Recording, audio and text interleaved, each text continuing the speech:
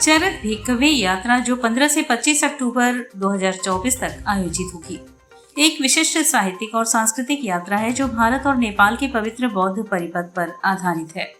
बुद्ध का सार्वभौमिक धर्म इसी हिंदी अंचल से उत्पन्न हुआ था, जहां उन्होंने ज्ञान प्राप्ति के बाद आधी शताब्दी तक विचरण किया। यह यात्रा उन रास्तों का अनुसरण करेगी जिन पर भगवान बुद्ध ने अपने उपदेशों के माध्यम से करुणा, शांति, प्रेम और विश्व बंधुत्व का संदेश दिया था।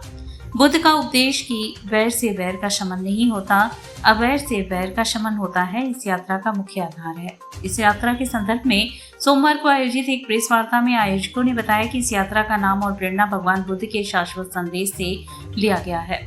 चरक भिक्खवे चारिंक, बहुजन हिताय बहुजन सुखाय, भिक्षुओं बहुजन के हित और सुख के लिए भ्रमण करो।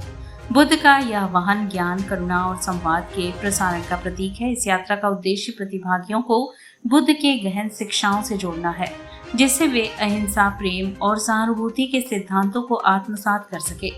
यह यात्रा एक सचल कार्यशाला के रूप में भी कार्य करेगी, जिसमें कवि, लेखक, कलाकार और विद्वान विभिन्न स्थलों पर संगोष्ठियों में भाग लेंगे, जिससे सांस्कृतिक संवाद और विचार विमर्श को प्रोत्साहन मिलेगा। इनमें अरुण कमल पटना, अनामिका दिल्ली, रमाशंकर सिंह दिल्ली, गगन गिल दिल्ली, रंजना अरगड़े भोपाल, प्रकाश उदय बनारस आदि प्रमुख नाम शामिल हैं। इस यात्रा के दौरान विभिन्न स्थलों पर बौद्ध विचारधारा पर आधारित कार्यक्रम आयोजित किए जाएंगे। बुद्ध की शिक्षाओं को जन जन तक पहुंचाने के लिए कुशीनगर 2019, लुम्बिनी 2020, बोध गया 2022, सारनाथ 2023 और अब 2024 में समूचे बौद्ध परिपथ पर यह यात्रा आयोजित हो रही है। इन आयोजनों का उद्देश्य बुद्ध के ज्ञान, शांति और मैत्री के संदेश को आगे बढ़ाना है।